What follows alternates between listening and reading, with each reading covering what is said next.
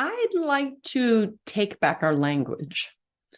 Many of you, like me, have probably heard the phrase, they got married outside the church.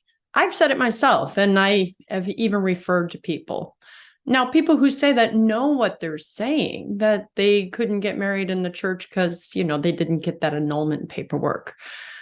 Well, I'd like to remind you exactly what it is we're talking about and ask you that you change your language in the future. Because saying that someone got married outside the church makes another person think that they're still married and just didn't have a church wedding, pretty little flowers in the building and a nice altar, and the priest wasn't there. But be clear, from the beginning of time, marriage has been owned by God. Eventually, the civil courts jumped onto it and they're like, oh, we want to make some money. Here's a license, so on and so forth. But even non-practicing Christians, let me save that for another video.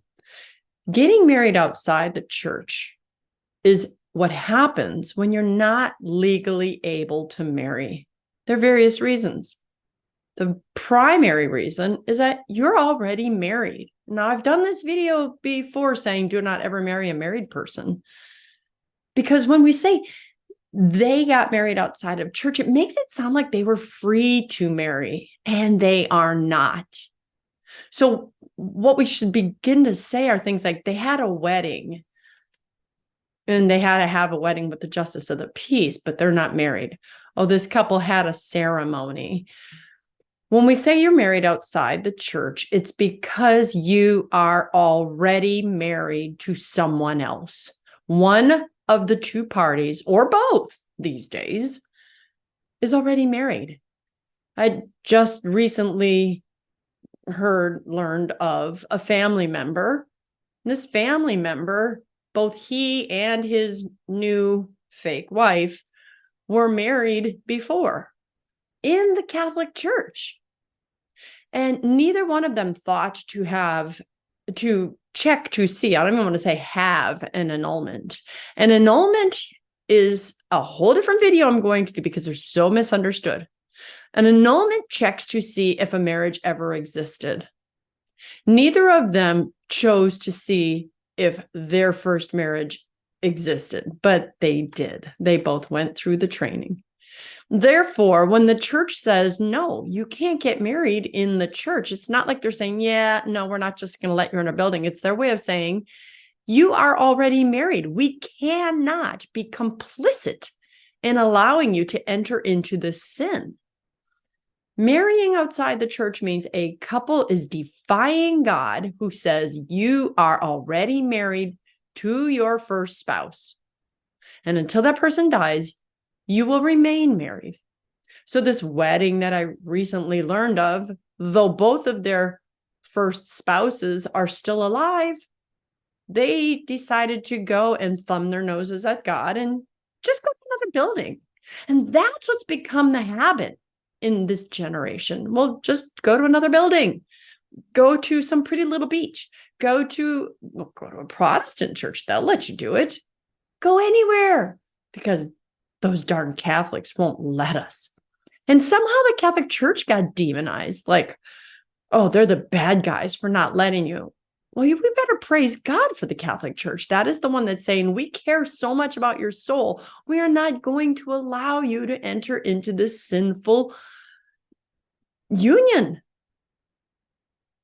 So when this man and this woman, this is just my example, stood at the altar saying, I do, it had no meaning because they'd already said, I do to someone else.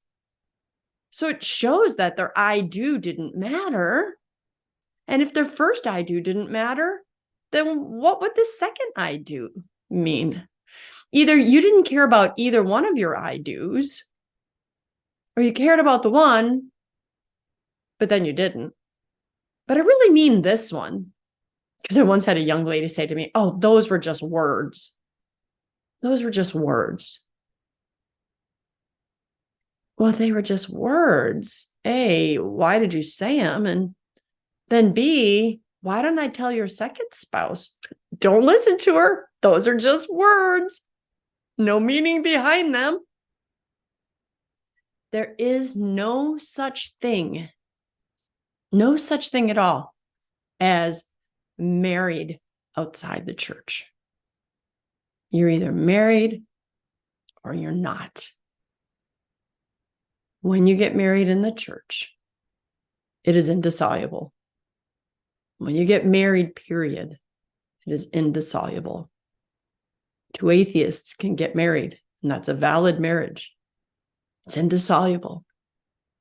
Even if you marry Hitler, whatever he does after you get married doesn't invalidate the marriage. It just means you're married to a really, really bad person or having a really tough time. The next time you hear someone say, well, we're getting married outside the church, you have a responsibility to say, well, no, you're not. If the church isn't allowing you to marry, it's because you're already married. Don't defy God. Don't defy the church. We've got to start taking back the institution of marriage. Everyone you know, even if they're a good Christian or a devout Catholic that went and got married, went and had a wedding, we should say, in another building by another person because a priest wasn't allowed to marry them in a church because that priest knows that they're still married. Don't go. Don't go to the event, and make sure you tell them, no, you're just making some kind of a commitment and it's meaningless because the commitment you made to the other person's still valid.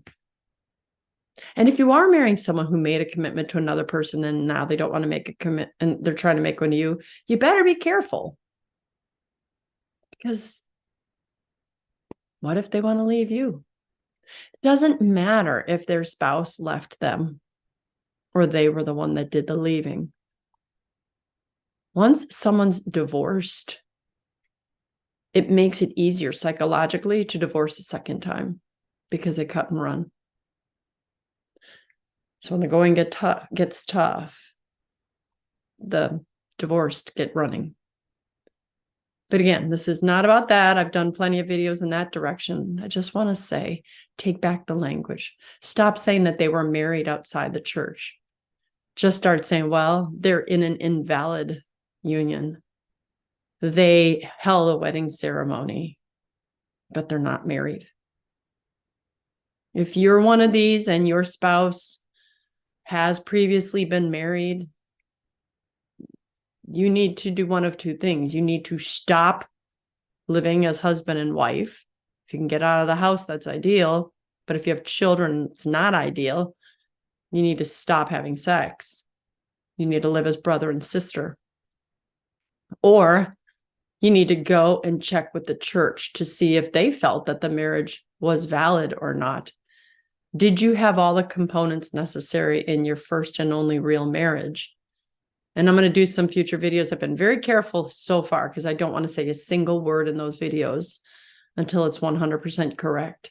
And I am really prayerfully considering that. So get married, enjoy the institution. God made it the most wonderful institution on the planet. Give yourself fully to one another. Enjoy the time with one another. Enjoy physically being with one another. But when you aren't free to do that, carry your cross. If your spouse has left you, carry your cross. You're not free to marry. You never will be until that person dies.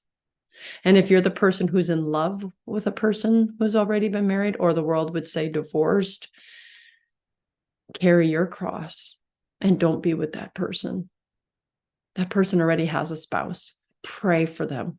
Pray for their spouse. Pray that they can work it out. They usually can.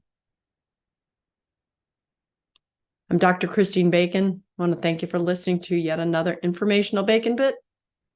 Please like and subscribe. Share this with all of your family and friends. We all need to get the word out. Until then, as I said, I'm Dr. Christine Bacon. I'd like to remind you to live your life sunny side up.